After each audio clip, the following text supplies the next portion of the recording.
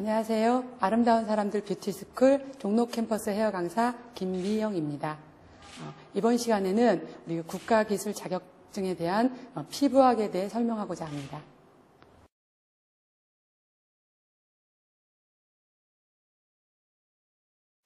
네, 이번 시간에는 피부 구조와 부속기관 및 기능에 대해서 설명드리고자 하는데요. 우리가 먼저 피부의 기능을 보면 보호작용, 체온 조절작용, 감각작용, 분비 배설작용 이렇게 있는데요. 이제 우리 보호작용이라 하면 마찰이나 이렇게 외부의 자극에 의해서 이런 걸 갖다 우리가 피부가 보호하는 작용을 하는 것이고, 체온 조절작용은 외부의 온도, 땀이나 온도를 유지하는데 항상성을 유지하기 위한 우리가 체온 조절작용을 한다고 말하고요. 감각작용은 지각작용이라고도 말을 하는데요. 피부는 외부의 자극을 받아 뇌에 전달하는 온각, 냉각, 촉각, 통각, 소양감 등을 느끼게 하는데, 여기서 제가 숫자를 표시해 놓은 것은요, 이게 온점, 냉점 이렇게 해서 우리가 느끼는 기관이 가장 많은 곳이랑 적은 곳을 설명을 하는 건데요. 이게 문제의 출제 유형이 우리가 감각기관 중에서 가장 많은 작용을 하는 기관은 어디인가 이런 식으로 하면 우리가 통각 이렇게 해서 문제가 자주 나오기 때문에 제가 빨간 부분을 표시해 놓은 겁니다. 그 다음에 분비 및 배설작용에는 우리가 피지선도 있고 한선도 있고 땀이 분비돼서 털을 보호하고 땀샘은 최저온 조절을 한다라고 합니다. 그래서 우리가 피지 분비는요, 하루에 보면 우리가 피지는 피지선의 세포가 지방화되어 그것이 피부 표면에 분비되는 것이다. 그래서 성인의 하루 피지 분비량을 우리가 알아두셔야 되는데요. 우리가 1에서 2g이라는 거 알아두셔야 돼요. 문제 이렇게 접하시다 보면 1에서 10g, 20g 하시는데 우리가 1에서 2g만 나오고, 그 다음에 이마에 가장 많다는 것을 알고 계셔야 되고요. 그러니까 피지선이 코에도 있으나 우리가 이마 부분이 가장 넓기 때문에 이마에 가장 많다라고 꼭 알고 계시면 되겠습니다. 다음으로 넘어가시면요, 우리가 이제 피부의 구조를 보시겠는데요. 피부에는 표피, 진피, 피하 조직 이렇게 세 층으로 구분되어 있고요. 표피에는 무액층과 또 유액층으로 나눠지면서 각질층, 투명층, 과립층이 있고요. 무액층에는 유액층에는 유국층, 기저층으로 나눠집니다. 그리고 진피는 유두층, 망상층으로 이렇게 나눠지고요. 요것 세부 사항들은 뒤에 가면 제가 설명드리겠습니다. 이 표는요, 표피에 대한 우리가 층을 설명한 건데요. 맨 밑에서 위에서부터 각질층, 과립층, 유구층, 기저층 이런 식으로 표시가 되어 있으면서 우리가 이거에 대한 자세한 설명은 뒤로 넘어가서 하겠습니다. 그래서 먼저 표피는요, 우리가 무액층은 각질층, 투명층, 과립층의 3단계로 구성이 되어 있고요. 유액층은 뚜렷하지 않으나 유국층, 기저층으로 구성되어 있습니다. 그래서 가장 상층부에 존재하며 무액층과 유액층으로 구분되고요. 모세혈관과 신경은 존재하지 않는 층입니다. 피부층은. 그래서 우리가 이거를 공부하실 때 무액층이 어디 뭐뭐가 속하는지, 유액층은 어디에 속하는지 이거를 구분해서 공부를 하시면 되겠고요. 각질층에는, 가장 바깥층에 있는 각질층에는요, 우리가 바깥층에 존재하면서 피부를 보호하고 각하작용의 각질의 탈락을 유도하는데요. 우리가 피부를 보호하는 것을 우리가 선글라스 역할을 한다라고 이렇게 말도 합니다. 그 다음에 각질세포는 노화된 자연적으로 탈락돼서 약 4주 28일 주기로 각하작용을 하며 매달 다시 생성하는데요. 우리가 이 각하작용되는 28일을 주기로 각하작용을 한다는 것을 알고 계시면 되겠습니다. 그 다음에 우리가 그 밑에 각질층 밑에 투명층이 존재하는데요. 투명층은 세포질 속에 엘라이딘이라는 반유동성 물질로 구성되어 있습니다. 그래서 손바닥이랑 발바닥에만 있는 층으로 가장 두꺼운 부위에 속합니다. 그 다음에 여기서 중요하신 부분은 우리가 엘라이딘은 어느 층에서 함유하고 있는지랑, 그 다음에 손바닥, 발바닥에서는 어떤 층에서 함유하고 있는지를 알고 계시면 되겠습니다. 그 다음에 과립층, 그 밑에 있는 과립층은요, 우리가 3, 4층의 두꺼운 가리세포층으로 구성되어 방어막 역할을 하며 피부를 보호한다. 그 다음에 각화 현상이 시작되는 곳으로 각하 현상 계속 진행된다 이렇게 써 있고요. 그 다음에 유국층, 우리가 가립층 같은 경우는 문제에 좀 잘 안 나오기 때문에 그냥 써놓기만 했습니다. 그 다음에 유국층은요, 표피의 대부분을 차지하는 층이로서 가시세포층이라고 합니다. 그 다음에 영양 공급과 혈액순환에 관여하므로 피부 미용에서 우리가 표피층에서 중요한 역할을 합니다. 그 다음에 기저층으로 가시면요, 표피층의 가장 깊은 곳에 위치하면서 진피와 경계를 이루는 층입니다. 그래서 케라틴과 멜라닌 색소를 함유하고 있다. 이게 아주 중요한 얘기거든요. 그래서 멜라닌 색소를 함유하고 있는 층은 어딘가 이런 식으로 문제 출제가 많이 되는 부분입니다. 그다음에 물결 모양을 가지면서 세세포 형성과 림프관은 영양분을 공급한다. 이 부분도 꼭 알아두셔야 되는 부분입니다. 다음으로 이제 진피층에 대한 설명인데요. 우리가 진피는 표피 밑에 존재하면서 피부의 주체를 이루는 층으로 표피와 진피를 이루며 망상층과 유두층으로 구분된다라고 알고 계시면 되고요. 여기에는 콜라겐 조직으로 구성되면서 탄력을 유지한다. 피부 조직 외의 부속기관이 혈관, 신경관, 림프관, 딴샘, 기름샘, 모발과 털, 세움근을 포함하고 있다. 이렇게 되어 있습니다. 그래서 진피에는 유두층이 있는데요. 유두층에는 혈관과 신경이 있고 수분을 다량 함유하고 있는 층이고, 그다음에 피부의 영양분 공급 및 분비, 감각 등의 기능을 합니다. 그다음에 밑에는 망상층이 있는데요. 이거는 그물 모양의 섬유성 결합 조직으로 교원 섬유와 탄력 섬유로 구성되어 있다. 그래서 교원 섬유와 탄력 섬유가 존재하는 층은 어디인가 그러면 우리가 망상층을 생각하시면 됩니다. 그래서 부위에 따라 다르게 형성하는 주름을 랑게르 한세선이라고 하는데 미용상에 많이 이용되는 층입니다. 그래서 우리가 미용에 가장 많이 이용되는 층은 해서 교원 섬유, 탄력 섬유를 가지고 있는 층은 어디인가 그러면 우리가 망상층을 꼭 외워주시면 되겠습니다. 그리고 피하 조직, 우리가 이제 피부에서 표피, 진피, 피하 조직으로 나눠 있는데요. 여기는 이제 아래층 그물 모양이 형성되어서 우리가 지방이 축적되는 거 이 정도만 알고 계셔도 되겠습니다. 다음으로 넘어가겠습니다. 그다음에는 피부의 부속기관의 구조 및 생리 기능이 있는데요. 우리가 피부의 부속기관은 치아, 젖샘, 손톱, 발톱, 털, 모발, 기름샘, 딴샘 등이 있는데요. 이 중에서 우리가 모발에 대해서 먼저 설명하고자 합니다. 그래서 모발은 털은 피부에 붙어있는 탄력성이 있고 강한 각화물로 표피를 보호하고 체온을 유지하는 역할을 한다. 이렇게 알고 계시면 됩니다. 그리고 인체에 약 130만 개에서 140만 개의 모발이 자라고 있어서 두 발은 약 30만 개 정도이고 모발의 굵기는 0.05mm에서 0.2mm까지 차이가 있다. 이 정도만 알고 계시면 되겠습니다. 그래서 우리가 모발에서는 피부를 보호하고 체온 유지 역할을 한다. 이렇게 알아두시면 되겠습니다. 모발의 구조를 보시면요. 우리가 모관부가 있는데 모관부는 모발이 피부 표면에 나와 있는 부분을 말합니다. 그러니까 우리가 지금 눈으로 볼 수 있는 저희 머리카락들, 우리가 흔히 말하는 그 머리카락 바깥으로 나와 있는 부분인데요. 그 부분 중에서 모표피가 있어요.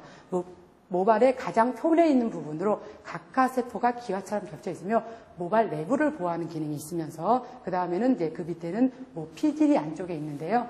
모발의 중간층으로 섬유질로 구성되어 있고 멜라닌 색소를 함유하고 있다. 이게 아주 중요한 얘기거든요. 그래서 우리가 모발에서 멜라닌 색소를 함유하고 있는 층은 어디인가? 그러면 모피질 이렇게 알고 계시면 됩니다.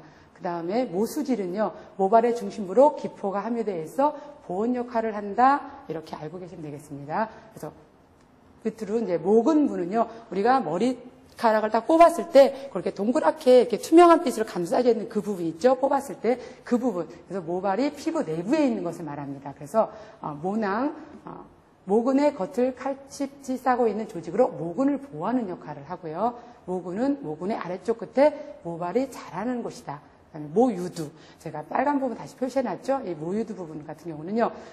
모구의 중심부에 모세혈관이 많아 영양을 공급하여 세포가 생성되고 모발이 성장한다. 이렇게 되어 있습니다. 그래서 모발에서 영양을 공급하고 있는 곳은 어디인가? 그러면 모유두를 생각하시면 되시고요. 이게 이제 잘 암기가 안 되시거나 하면 우리가 어릴 때 엄마의 젖을 먹고 자라죠. 약간 엄마의 모유를 먹고 자랄 때 그걸 생각하셔서 영양 공급은 모유두에서 하는구나 이렇게 생각하시면서 외우시면 조금 더 쉽게 공부를 하실 수 있을 겁니다. 그 다음에 모모세포는요. 모유두에 접하고 있어서 새로운 모발세포를 만드는 곳이고요. 잇모근 또는 기모근이라고 하는 곳은요. 숙축되면 닭살 피부가 되어 체온 조절이나 털을 세우는 역할을 한다 이렇게 써 있습니다. 그래서 우리가 이 부분도 체온 조절을 하고 털을 세우는 역할을 하는 곳은 어디인가 이런 식으로 문제 출제가 많이 되거든요. 그래서 잇모근 또는 기모근 이렇게 꼭 암기를 하시면 되겠습니다. 그래서 다음으로 넘어가시면 우리가 모발의 구조가 있는데요. 우리가 아까 본 것처럼 이렇게 동그랗게 쌓여있는 부분은 여기 밑에 있고 바깥에 표피, 바깥에 나와 있는 부분이 아까 설명한 그 부분입니다. 그래서 이제 모발의 수명이 있는데요. 모발의 평균 수명은 2년에서 6년이고 한 개의 모발마다 각 독립된 생장 주기를 갖고 있어서 한꺼번에 탈모가 되지는 않습니다. 그래서 우리가 머리카락이 이제 빠져나가기도 하고 달려있기도 하면서 우리가 항상 머리 수술 유지하고 있죠. 그래서 모발은 남녀 모두 20대에 가장 활발하게 자라고 그 이유는 피부가 노화된 듯 모발도 노화가 시작되는데요. 모발의 수명은 성별, 나이, 영양상태, 호르몬, 기온, 일광에 따라서 영향을 받습니다. 그래서 모발의 생장 주기가 있는데요. 모발의 생장 주기를 순서대로 암기를 하셔야 되고요. 그래서 생장기, 태아기, 휴지기, 발생기 순으로 우리가 모발이 생장을 하는데요. 발생장기에는 모발이 성장하는 기간으로 태아기까지 자가 성장을 계속해서 한 달에 약 1에서 1.5cm 정도 자라는 게 보통이고요. 태아기는 성장기가 끝나고 모발 생장의 대사 과정이 느려지는 시기이고, 휴지기는 유두가 위축되고 모낭은 쪼그라들어 위쪽으로 밀려 올라가는데 강하게 빗질하면 쉽게 빠지는 데 있죠. 이때가 휴지기에 해당한다고 생각하시면 됩니다. 그다음에 발생기는 우리가 새로 생장하는 모발에 의해 자연 탈모가 되는데요. 그러니까 탈모가 되면서 이제 막 시작해서 다시 생장기를 거치면서 이렇게 순환 주기가 온다고 생각하시면 됩니다. 그래서 발생기에 보면요. 그 다음에 모발의 pH는요. 모발의 적정 pH는 4.5에서 5.5의 약산성이다. 이거를 꼭 알고 계셔야 됩니다. 그래서 우리가 pH가 나왔는데 pH라는 것은 우리가 수소 이온 농도를 얘기를 하는데요. 우리가 바깥에 나와 있는 부분들은 이게 외우실 때 우리가 이 약산성이라는 것도 중요한데요. 우리가 알카리성부터 뭐 산성, 약산성, 알카리성이나 이런 pH가 존재를 하는데요. 우리가 외부에 나와 있는 이 부분들은 전부 다 약산성이라고 생각하시면 됩니다. 우리가 혈액 같은 경우는 내부에 존재하는데 그 혈액 같은 경우는 약알카리성 이렇게 되거든요. 그래서 피부든 아니면 머리카락이든 체외로 나와 있는 부분들은 약산성을 유지한다 이렇게 생각하시면 되시고요. 그래서 모발의 pH는 4.5에서 5.5의 약산성이다 이렇게 알고 계시면 되고요. 우리가 피부의 pH도 문제에 가끔 나오는데 피부의 pH 또한 4.5에서 6.5의 약산성이다 이렇게 알고 계시면 됩니다. 그 다음에 우리 모발에서 우리 모발의 다공성이라는 게 있는데요. 먼저 시간에도 이 다공성이라는 말이 좀 나왔을 건데 우리가 다공성이란 저 마늘 따자를 써서 빈 구멍이 많다 이렇게 설명을 드리면 되겠어요. 모발이 상하게 되면은 약액도 침투가 잘 되고 구멍이 많이 생긴 상태이기 때문에 우리가 잘 상할 수 있는 머리다 이렇게 알고 계시면 됩니다. 그래서 모발의 성분은 케라틴이란 경단백질로 되어 있으면서요. 우리가 시스틴이라는 아미노산을 가장 많이 함유하고 있다는 것을 알고 계시면 되겠습니다. 그래서 모발의 성장 속도는 당연히 여성이 남성보다 빠르고 그 다음에 봄과 여름, 그 다음에 5월, 6월 밤이랑 두정부가 성장 속도가 가장 빠르다라고 알고 계시면 되겠습니다. 다음으로는 우리가 땀샘. 땀샘을 우리가 미용 용어로 나올 때 보면 땀샘이라는 표현을 안 쓰고 이렇게 한선 이런 식으로 많이 사용을 하거든요. 그래서 땀샘이 한선이라는 건 알고 계셔야 되고요. 그래서 땀의 기능을 보시면 전 신체에 대략 한 200만 개 가량 분포되어 있고요. 체온 조절 작용도 하고 피부에 산성 피지막을 형성하고 체내의 수분이나 노폐물을 배설한다. 이런 기능을 하고 있습니다. 그래서 땀샘의 종류에는요. 우리가 소한선, 에크린선이라고 하면서요. 이걸 작은 땀샘 다 같은 말이거든요. 그러니까 이거 용어를 같이 전부 알아두셔야지만 우리가 문제를 풀을 때 수월하게 할 수 있거든요. 그래서 작은 땀샘이라고도 하며 입과 입술을 제외하고는 손바닥, 발바닥에 많고 등에 많다. 이렇게 되어 있습니다. 그래서 거의 전신에 분포가 되어 있다는 거예요. 그래서 이 소한선 같은 경우는요. 우리가 몸에서 그냥 일반적으로 나는 땀 이거라고 생각하시면 돼요. 그래서 근데 대한선 같은 경우 밑에 보면 우리가 아포크린선이라고 하는데요. 이 아포크린선은 큰 땀샘이라고 하면서 겨드랑이나 성기 주변, 유두, 배꼽 등에 존재하면서 액취증의 원인이 됩니다. 우리가 일명 암내라고 하죠. 그래서 우리가 소한선에는 냄새가 안 나는 땀을 분비하는 것이고 대한선에서는 냄새가 나는 땀을 분비한다. 이거를 꼭 알고 계시면 되겠습니다. 문제 출제가 아주 많이 되는 거거든요. 그러니까 꼭 암기를 하시기 바랍니다. 그 다음에 이제 기름샘이 있는데, 이제 기름샘, 피지선이라고도 하죠. 그래서 뭐 큰 기름샘, 작은 기름샘, 뭐 독립 기름샘이 있는데요. 여기서 뭐 우리가 큰 기름샘은 뭐 T존 부위, 우리가 흔히 알고 있는 그다음 목, 가슴 등에 많이 있고요. 작은 기름샘은 손바닥, 발바닥을 제외한 전신에 분포합니다.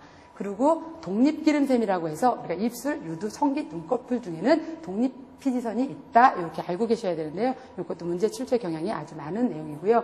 그 다음에 손바닥, 발바닥에는 기름샘이 없다 이걸 꼭 알고 계셔야 돼요. 우리가 문제 나올 때 보면 우리가 손발바닥에서 만약에 피지가 분비된다면 우리가 일상생활을 할 수 없겠죠. 뭘 잡았을 때 미끄러지고 이러기 때문에 꼭 분비가 안 된다고. 그래서 우리가 손바닥, 발바닥에는 기름샘이 없고 그 다음에 독립피지선은 입술, 유두, 성기, 눈꺼풀에 있다는 것을 꼭 알고 계시면 되겠습니다.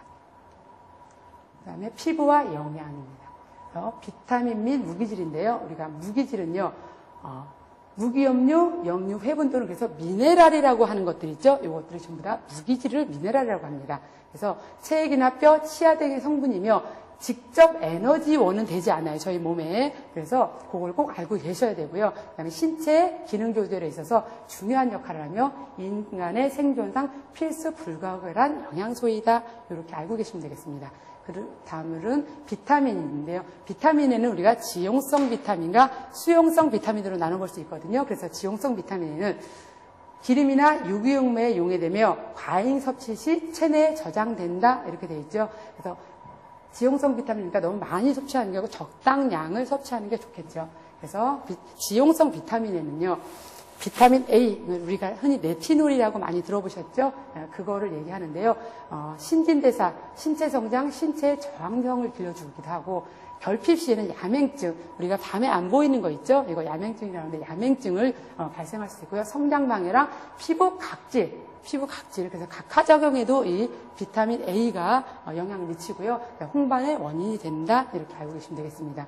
그래서 과잉 시에는 탈모나 두통, 멀미를 유발하기도 하면서 함유하고 있는 이제 음식에는 간류, 버터, 계란, 유색채소, 이제 당근이나 오렌지 이런 색깔 있는 채소들을 말하죠. 그래서 많이 함유하고 있으니까 이런 거를 많이 드시면 우리가 야맹증이라든가 이런 거를 예방할 수 있다고 생각하시면 됩니다.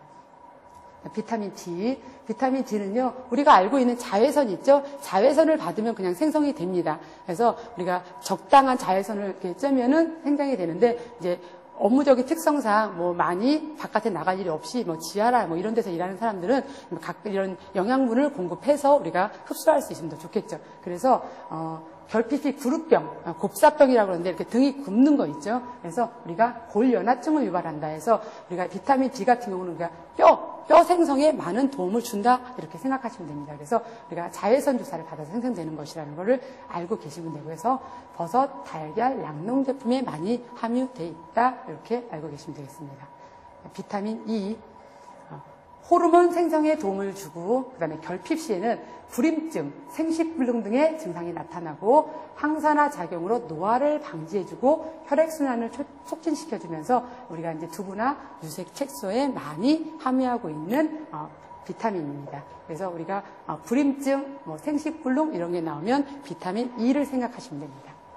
비타민 K, 비타민 K는 혈액 응고와 관계가 있어서요. 결핍 시 혈액 응고 시간 연장, 그러니까 혈우병이라고 하거든요. 그래서 출혈성 질병 등의 외상이 생기고 녹색 식물이나 장내 세균에 의해 합성이 되는데 이 혈우병은 한번 다쳐서 피가 나게 되면 멈추지 않는 병입니다. 그래서 아주 위험한 병이기 때문에 비타민 K를 섭취하셔서 이런 걸 예방해도 되고요. 이 혈우병 같은 경우는 유전이 되기도 한다고 합니다. 수용성 비타민인데요. 물에 용해되는 비타민이다. 그래서 과다 섭취 시 소변으로 방출되므로 필요한 만큼 매일 보충해 주는 것이 좋다. 이렇게 되어 있습니다. 그래서 우리가 수용성 비타민에는 비타민 B2, 비타민 12을 해서 우리가 비타민 조그맣게 글씨 써 있는 것도 비타민 1도 있고 6도 있는데 제가 문제에 자주 나오는 것들만 간단하게 표현을 했는데요. 그래서 이런 것들을 비타민 B 복합제라고 얘기합니다. 그래서 이런 것들이 있는데 비타민 B2에는 성장 촉진, 그래서 피로 방지 효과가 있으면서 피지 분비를 조절해주고 여기서 중요한 건 뭐냐면 결핍 시 부각염, 설령, 각막염 이런 것들에 영향을 주는 부족했을 때 어떤 것이 부족하면 이런 것이 생기는가 이런 거 알고 계실 때 비타민 B2 이렇게 알고 계시면 됩니다. 부각염, 설염, 비타민 B2고요. 그다음에 비타민 B12는 조혈작용을 해서 결핍 시 빈혈이 생긴다 이 정도만 알고 계시면 됩니다. 그리고 우리가 이제 자주 많이 나오는 것들은 비타민 C도 되게 문제가 자주 나오는데요. 수용성 세포호흡과 관계하여 열에 약하고 콜라겐 합성을 촉진해서 노화 방지에 도움을 주면서 멜라닌 생성을 저하시켜서 미백작용에 도움을 줍니다. 그래서 결핍 시 괴혈병, 괴혈병이라고 우리가 잇몸에서 피 나는 거 있죠? 이런 것들. 그래서 과일이나 야채를 많이 드시면 이런 거를 방지할 수 있고요. 스트레스나 이런 거에 의해서 할 때도 이 비타민 C를 섭취하시면 좀 좋습니다. 그래서 이 비타민 C에 대한 문제는 자주 나오니까 이거 꼭 알고 계시면 되겠습니다. 그다음에 피부장애 질환. 피부장애 질환, 우리가 피부는요, 우리가 미용에서 그 자격증이 따로 분리되면서 피부에 대해서는 아주 정확하게 나오는 게 아니고 우리가 그 제목이라든가 어디에 속하는지 이 정도만 알고 계셔도 우리가 문제 푸는 데 도움이 되거든요. 그래서 원발질과 속발진인데 원발진은요, 피부의 1차적 장애로 질감으로 간주되지 않는 피부의 변화를 얘기합니다. 그래서 거기에는 면포, 농포, 구진, 결절, 반점, 두드러기, 숙포, 낭종, 종양 등이 있습니다. 그래서 여기는 정확하게 이 내용들은 모르셔도 되고요. 그냥 원발진에는 면포가 있다, 농포가 있다, 종양이, 낭종이 있다. 이 중에서 가장 많이 문제에 출제되는 것은 면포니까 원발진은 면포라는 것을 꼭 알고 계시면 되겠습니다. 그다음에 속발진, 피부의 2차적 장애. 그 원발진을 관리를 못했을 때 좀 심해지는 걸 얘기하거든요. 그래서 원발진에 생기는 피부의 변화로 모히듬, 가피, 미란, 궤양, 흉터, 위축, 퇴산화 등이 있습니다. 여기서는요, 우리가 종류도 알아야 하겠지만 종류 말고도 문제가 나오는 경우가 있어서 제가 이제 나왔습니다. 그래서 퇴산화라는 거는요, 장기간에 걸쳐 반복하여 긁거나 비벼서 표피가 건조하고 가죽처럼 두꺼워진 상태를 말합니다. 이거를 꼭 알고 계시면 되겠습니다. 이 퇴산화에 대해서 가죽처럼 두꺼워진 상태, 표피가 이렇게 알고 계시면 되고요. 나머지는 그냥 종류만 알아두셔도 되겠습니다.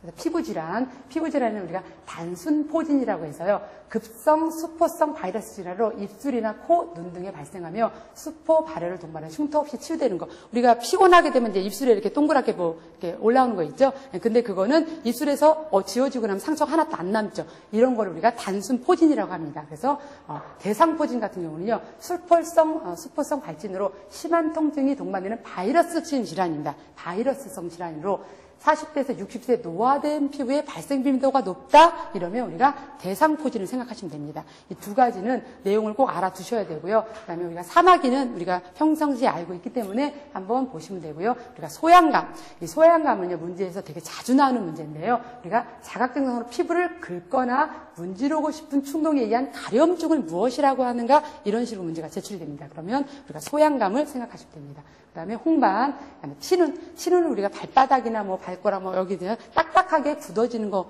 그런 거 있죠. 그래서 신발이라든지 이런 걸 잘못 신었을 때 한다. 이 정도만 알고 계시면 되겠습니다.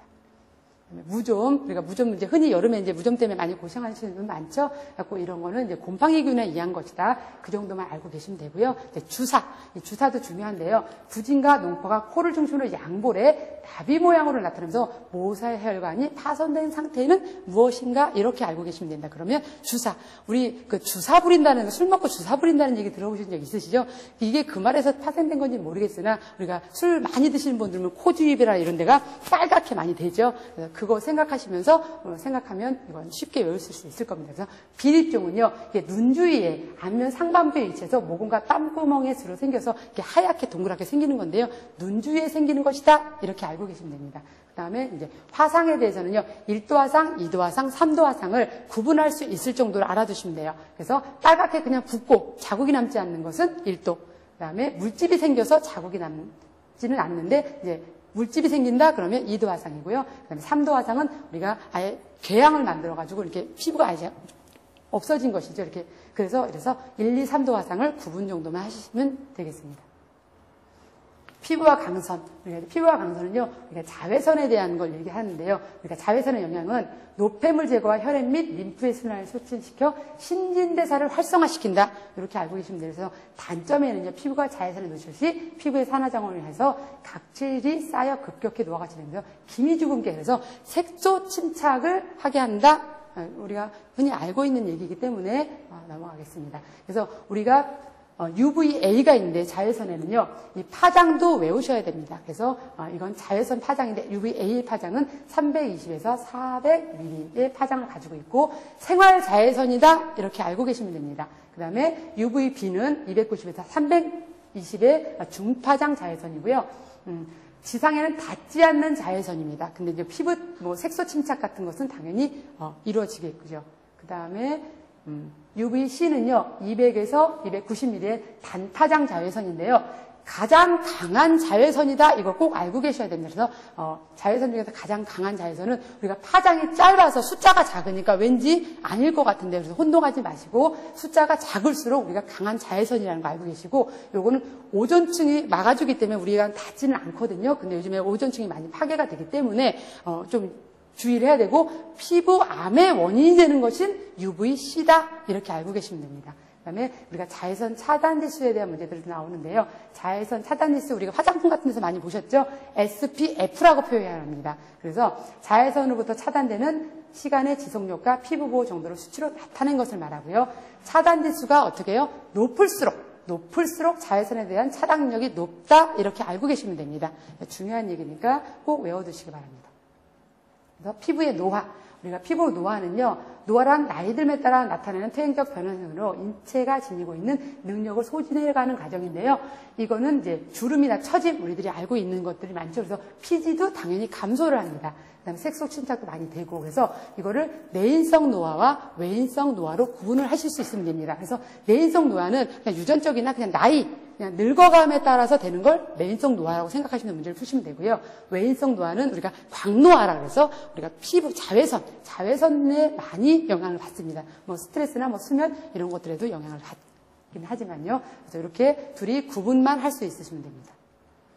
화장품의 성분은요, 우리가 여기도 문제 이렇게 자주 나오진 않는데, 우리가 화장품은 뭐 라놀린이라는 거 사람의 피지가 유사하다. 그래서 우리가 화장품에 많이 쓰인다 정도 알고 계시면 되고요. 우리가 에탄올인데요. 우리가 화장품에는 우리가 에탄올을 사용하는데요. 몇 프로 정도 사용하는가, 알코올 몇 프로를 사용하는가 해서 10% 정도 가장 많이 사용한다. 이거 꼭 알고 계시고요. 우리가 에탄올이랑 메탄올이랑 혼동하지 않으셨으면 좋겠습니다. 그래서 우리가 화장품에 사용하는 것은 에탄올 10%를 사용한다. 그래서 이제 우리가 보습제 같은 경우는 우리가 글리세린, 천연 보습인자 MMF나 뭐 히알루론산 같은 경우는 우리가 보습제로 많이 사용합니다.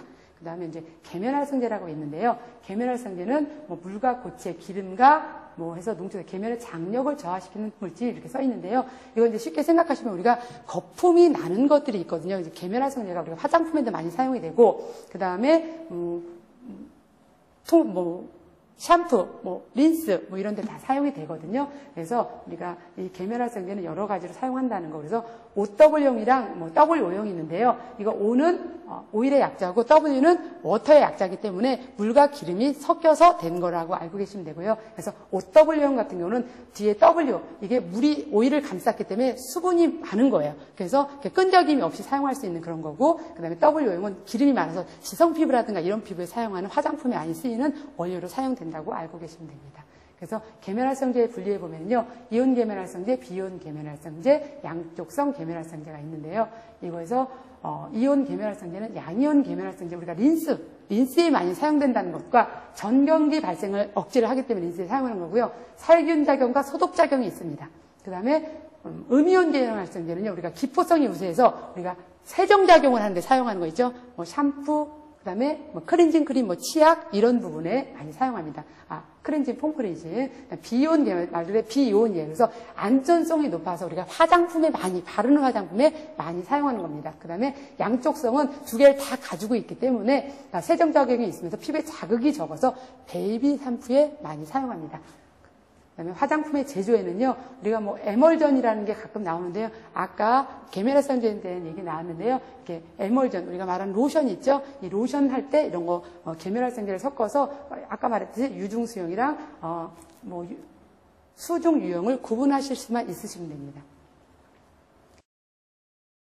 네, 이번 시간에는 이제 피부학에 대해서 전반적으로 많이 살펴봤습니다. 그러니까 여러분들이 공부하시는데 많은 도움이 됐으면 좋겠고요. 우리가 감사합니다. 수고하셨습니다.